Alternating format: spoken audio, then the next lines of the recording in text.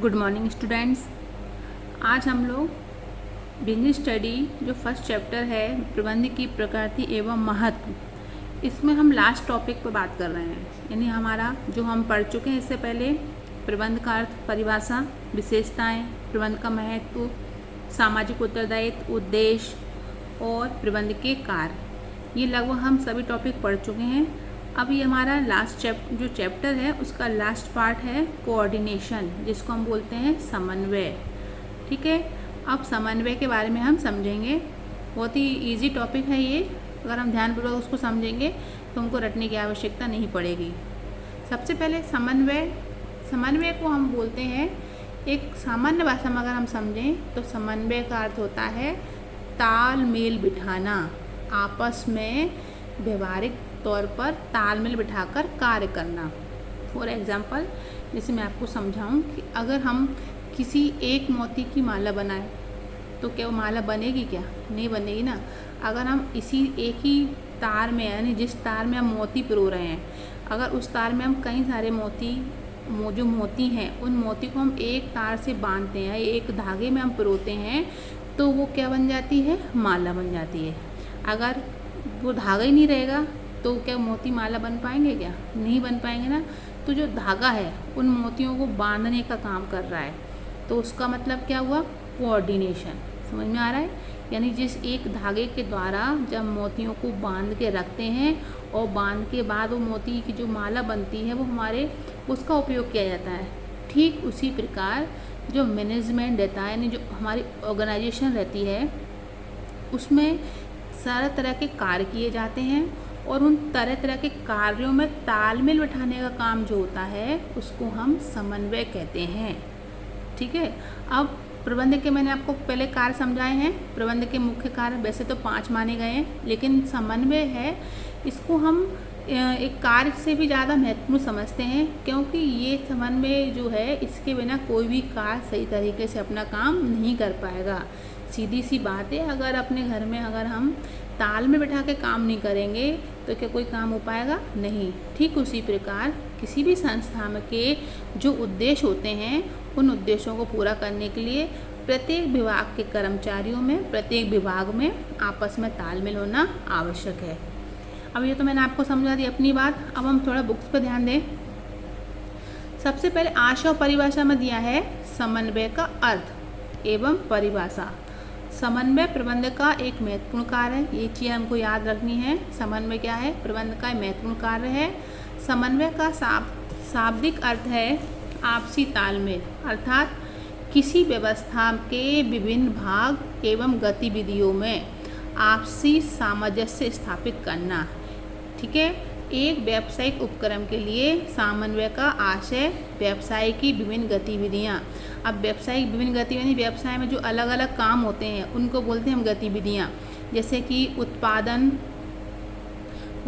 होता है, वस्तुओं का उत्पादन किया, क्रय किया। सबसे पहले कच्चा माल खरीदा, फिर उत्पादन हुआ, फिर विक्रय हुआ, फिर वित्त सेवाएं, फिर सेवा आदि क्रियाओं के मध्य, ये सारी जो क्रियाएं, जो कार्य दिए गए अलग अलग भाग को, उनके मध्य सामंजस्य स्थापित करना और जिससे उद्देश्यों को प्राप्त किया जा सके। कुल मिला के व्यावसायिक उपक्रम यानी ऐसी संस्था या कारखाना जिसमें काम हो रहा है, उस काम में जो अलग अलग विभाग होते हैं, जैसे कि क्रय विभाग, विक्रय विभाग, उत्पादन विभाग, जितने भी अलग अलग सब अपना अपना डिपार्टमेंट में काम कर रहे हैं, लेकिन अगर जब तक इन डिपार्टमेंट्स में आपस में कोई कोऑर्डिनेशन नहीं है, कोऑर्डिनेशन नहीं है, तो क्या हम जो संस्था के लक्ष्य हैं क्या उसको पूरा कर पाएंगे? नहीं कर पाएंगे। इसके लिए क्या होना चाहिए? तालमेल। इसको एक हम इसके द्वारा समझ सकते हैं। मैंने आपको एक छोटा सा चित्र बनाया है समन्वय के बारे में समझाने के लिए। इससे पहले हमने क्या पढ़ा था कि संस्था के अलग अलग गतिविधियाँ होती हैं और अलग अलग गतिविधियों में जो सामंजस्य होता है उसमें उसी सामंजस्य के द्वारा हम क्या करते हैं? संगठन के लक्ष्यों को प्राप्त करते हैं। अब इस हम चित्र को समझेंगे। मान लीजिए क्या है? क्रय विभाग। ठीक है, क्रय विभाग का काम क्या होता है कि संस्था में जो भी वस्तु उत्पादित की जानी है उस उत्पादन के लिए कच्चा माल करना। तो ये इसने अपना काम किया। ठीक, अब उसके बाद दूसरा काम क्या है? दूसरा विभाग क्या हुआ, उत्पादन। उत्पादन यानी जो प्रोडक्शन डिपार्टमेंट होता है वो अपना काम देख रहा है। इसके बाद विपणन, मार्केटिंग मैनेजमेंट से संबंधित, मार्केटिंग के द्वारा कार्य करना, और विक्रय। अब ये सब जितने भी डिपार्टमेंट्स हैं सबने क्या करा, अपना अपना काम कर लिया। लेकिन अगर क्रय विभाग को उत्पादन से कोई मतलब नहीं है, उत्पादन को विपणन से कोई मतलब नहीं है, और विपणन को विक्रय से कोई मतलब नहीं है, तो क्या हमारे संगठन जो संस्था बनी है, जो संस्था का उद्देश्य या लक्ष्य है, क्या वो हम पूरा कर पाएंगे? बिल्कुल नहीं कर पाएंगे, क्योंकि आपस में इन दोनों में समन्वय नहीं है, या आपस में तालमेल नहीं है। तो ये क्या अपना काम कर रहे हैं, बस क्रय विभाग का काम है, उसने पूरा काम कर लिया, अब उसको उससे कोई मतलब नहीं है। तो इस प्रकार जब एक दूसरे में आपस में सामंजस्य नहीं है, तालमेल नहीं है, तो जो भी संगठन या जो भी संस्था है उसके उद्देश्यों को पूर्ति नहीं कर पाएंगे। अब आप ये देखना, मैंने इसमें प्लस प्लस लगाए है ना, ये प्लस, इस प्लस का मतलब होता है कोऑर्डिनेशन। कोऑर्डिनेशन मतलब सामंजस्य, ठीक है। जब क्रय विभाग अपना कार्य पूरा करता है, उसके बाद उत्पादन विभाग अपना कार्य पूरा शुरू कर लेता है। तो जब इन दोनों के बीच में आपस में ये जुड़े रहें, ये जो विभाग हैं आपस में जुड़े रहें, यानी एक कर्मचारी दूसरे कर्मचारी से कार्य के प्रति और संस्था के लक्ष्यों को पूरा करने के लिए आपस में जुड़कर जब कार्य करते हैं तो वो उसको हम बोलते हैं समन्वय, ठीक है। अब इसको एक उदाहरण के द्वारा अगर हम समझें कि मान लीजिए हमारी फैमिली में 5 मेंबर हैं या 4 मेंबर हैं, सभी अपना अपना काम करते हैं। जैसे मम्मी हैं तो घर का काम में व्यस्त रहती हैं, पापा अपने काम में व्यस्त रहते हैं, बच्चे मोबाइल में व्यस्त रहते हैं, लड़की है वो अपनी पढ़ाई में व्यस्त रहती है, किसी को कोई चिंता नहीं है। तो क्या परिवार को उसको हैप्पी फैमिली बोलेंगे क्या? नहीं बोलेंगे। क्यों? क्योंकि सब अपने अपने काम में व्यस्त हैं। मान लीजिए अगर कोई दुख परेशानी आ जाती है तो वो एक दूसरे का काम कर पाएंगे? नहीं। लेकिन जब परिवार में कोई भी एक परेशानी आती है तो हम लोग क्या करते हैं, अपने सपोर्ट करते हैं एक फैमिली मेम्बर दूसरे फैमिली मेम्बर्स को। तो जो सपोर्ट होता है उस सपोर्ट के द्वारा क्या होता है, वो फैमिली एक हैप्पी फैमिली बनती है। ठीक उसी प्रकार जब किसी भी संस्था में आपस में एक दूसरे के प्रति सपोर्ट रहता है, तालमेल रहता है, तो उससे क्या होता है, संस्था के लक्ष्यों की पूर्ति होती है। संस्था का जो टारगेट होता है उसको हम अचीव कर पाते हैं, जो गोल होता है उसको हम अचीव कर पाते हैं। उन सब के लिए हमको समन्वय की आवश्यकता होती है। इसी को बोलते हैं हम समन्वय। इसको हम इस तरीके से भी चार्ट के रूप में बता सकते हैं। बीच में समन्वय है, जैसे नियोजन कार्य पढ़े थे ना हमने, प्रबंधक के मुख्य कार्य। सबसे पहले नियोजन का क्या काम है, प्लानिंग करना, किस काम को कैसे करना है उस सब के बारे में जानकारी देना। संगठन का काम क्या है, अपने अपने काम को बांटना और करना। निर्देशन का काम क्या होता है, काम के संबंध में निर्देश देना। नियुक्तिकरण का काम क्या होता है, स्टाफ की भर्ती करना, जरूरत पड़ने पर लोगों को नौकरी देना। और नियंत्रण का काम क्या होता है कि जो काम चल रहा है उसके अनुसार उस पर नियंत्रण करना, वॉच करना कि काम के जो लक्ष्य है उसका काम हो रहा है कि नहीं। अगर मान लीजिए अब इन सब के बीच मैंने समन्वय क्यों लगाया है उसको समझाने का तरीका बताऊंगी। नियोजन है, जो भी व्यक्ति नियोजन बना रहा है यानी प्लानिंग कर रहा है, अब उसने प्लानिंग करी कार्य के संबंध में, लेकिन जो प्लानिंग कर रहा है उन्होंने इस विभाग से, इन सब से किसी से आपस में कोई बातचीत नहीं की, उसने अपने हिसाब से प्लानिंग कर दी। अब उसने क्या प्लानिंग करी है, कैसे प्लानिंग करी है, किसी भी डिपार्टमेंट को कुछ भी नहीं मालूम। तो क्या संगठन उस प्लानिंग को समझ पाएगा? क्या निर्देशन, जो व्यक्ति निर्देशन का डायरेक्टिंग का काम कर रहा है, क्या वो दे पाएगा? क्योंकि उसे मालूम ही नहीं है कि क्या ऑर्डर है, आगे काम कैसे करना है। नियुक्तिकरण, कितने स्टाफ की भर्ती करनी है, या नियंत्रण किस चीज़ के संबंध में काम करेगा। नियंत्रण का तो काम ये होता है ना कि जो नियोजन में तरीके अपनाए गए हैं, नियोजन में जो लक्ष्य रखा गया है उसको पूरा करना। जब आपस में एक दूसरे से किसी में कनेक्शन ही नहीं है तो कोई भी अपना काम नहीं कर पाएगा। इसलिए जब भी इसलिए बताया गया है कि समन्वय क्या करता है, प्रत्येक कार्य को आपस में जुड़े रखता है। नियोजन में यानी जो प्लानिंग कर रहा है, अगर वो अपनी प्लानिंग जब इस संगठन डिपार्टमेंट के लोगों से पूछता है या बताता है तो उसके संबंध में जानकारी देता है, तो ये सारे काम जो होते हैं क्रम बाय क्रम चलते हैं। और क्रम बाय क्रम चलने के लिए उनको क्या चाहिए, समन्वय। ठीक है, तो एक महत्वपूर्ण भूमिका हम समन्वय को मान सकते हैं। इसके मैंने आपको कई उदाहरण दिए, उसको भी आप समझ सकते। जैसे मैंने मोतियों की माला बताई, फैमिली मेम्बर वाली वो भी आपको एक उदाहरण दिया। तो इस तरह से समन्वय की महत्वपूर्ण भूमिका होती है प्रबंध में। आई होप आपको कोऑर्डिनेशन का मीन समझ में आ गया होगा अच्छी तरीके से। इसके बाद आगे बात करेंगे हम समन्वय की विशेषता के बारे में। समन्वय की विशेषता, समन्वय जो होता है एक प्रबंध की सतत प्रक्रिया है। सतत प्रक्रिया का मतलब होता है कि जो प्रबंध के हर कार्य में चलती है वो, इसलिए लगातार चलती रहती है, इसका कार्य कभी समाप्त नहीं होता। तो प्रबंध में समन्वय जो होता है एक सतत प्रक्रिया है। समन्वय प्रबंध क्रियाओं में एक रूपता लाती है, यानी कार्यों में क्या, नहीं जो भी कार्य किस लिए क्या आते हैं, लक्ष्य को प्राप्त करने के लिए। तो लक्ष्य को प्राप्त करने के लिए कार्यों में एक रूपता लाने का काम समन्वय करता है। समन्वय पूर्व निर्धारित लक्ष्यों की प्राप्ति के लिए जो कोऑर्डिनेशन होता है, आपस में व्यक्तियों के बीच में तालमेल होता है, वो लक्ष्य को प्राप्त करने के लिए बनाया गया है। ये एक सर्वव्यापक कार्य है। सर्वव्यापक का मतलब होता है सभी जगह पाया जाना। व्यवसाय में या संस्था में किसी भी तरह का कार्य हो, सभी जगह समन्वय पाया जाता है।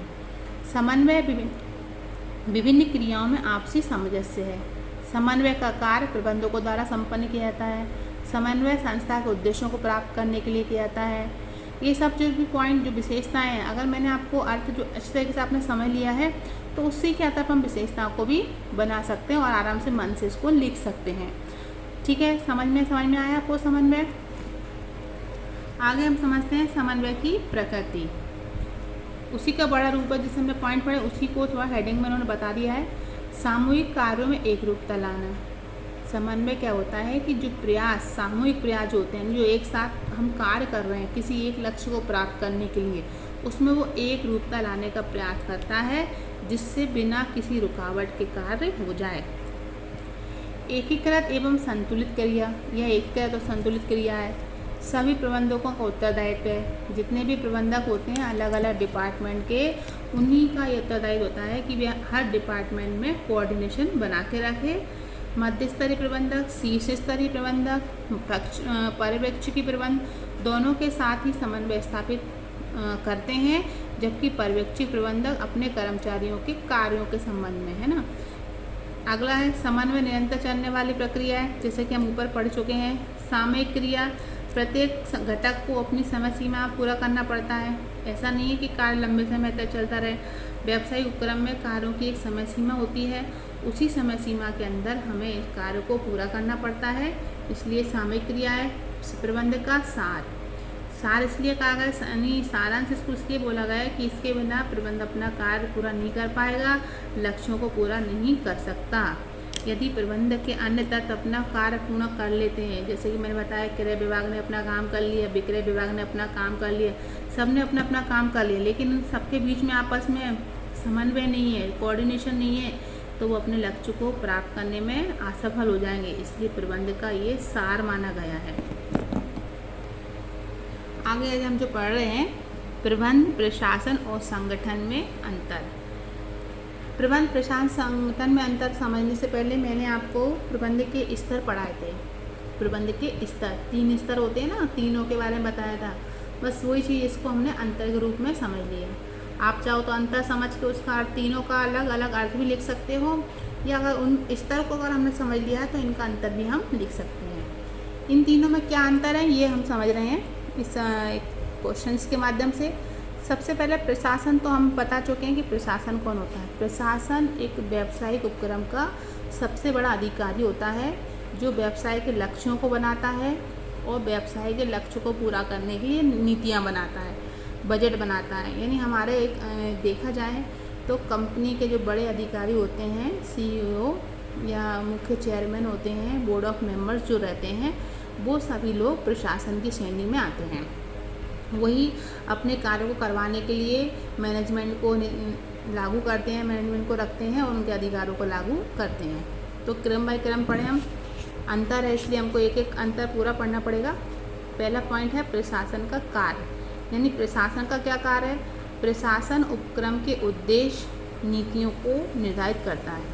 प्रशासन क्या करता है कि जो भी उपक्रम है, जो भी संस्था है, या जो भी जहाँ पर भी व्यक्तियों का जहाँ पर कार्य रहता है, उसके क्या उद्देश्य रहेंगे उसके बारे में जानकारी देता है और उनको मतलब टारगेट को फिक्स करता है, उद्देश्यों को बनाता है। प्रबंध क्या करता है, प्रशासन से थोड़े मध्य स्तरीय प्रबंधनी हर डिपार्टमेंट का एक प्रमुख अध्यक्ष होता है, इसको हम विभाग अध्यक्ष ही बोलते हैं, जिसको बोलते हैं प्रबंध। प्रबंध निर्धारित लक्ष्यों की पूर्ति हेतु संगठन का नेतृत्व तथा मार्गदर्शन करता है। यानी उपक्रम ने क्या करा, प्रशासन ने क्या करा, उद्देश्य बनाए, उस उद्देश्य को पूरा करना किसका काम हो जाता है, प्रबंध का। तो वो क्या करता है, लक्ष्य की पूर्ति के लिए संगठन का नेतृत्व करता है, यानी संगठन का लीडर रहता है, उसको कार्य के संबंध में मार्गदर्शन करता है। क्लियर। अब तीसरा स्तर जो आता है संगठन होता है। संगठन उत्पत्ति के विभिन्न साधनों में समन्वय स्थापित करता है, यानी जो भी कार्य किया जाना है उन सभी साधनों में समन्वय बनाकर कार्य करता है। तो ये हो गया कार्य। स्थिति के बारे में बात करें, सेकंड पॉइंट देखो, प्रशासन संस्था का मस्तिष्क है। अब हमने मस्तिष्क क्यों बोली, क्योंकि हमारा दिमाग का काम, सबसे पहली बात तो हम अपनी बॉडी स्ट्रक्चर को देखें, सबसे पहले ऊपर क्या होता है, सिर होता है ना, और सबसे पहले होता है हमारा ऊपर दिमाग। ठीक, दिमाग को ऊपर क्यों रखा गया है, यानी क्योंकि हमारा दिमाग सोचने का काम करता है और जो हम सोचते हैं वही हमारी बॉडी काम करती है। उसी प्रकार जो बिजनेस में जो कंपनीज रहती हैं, जो बड़ी ऑर्गेनाइजेशन रहती हैं, उसमें सबसे बड़े हेड होते हैं प्रशासन, उनका काम क्या रहता है, सोचना।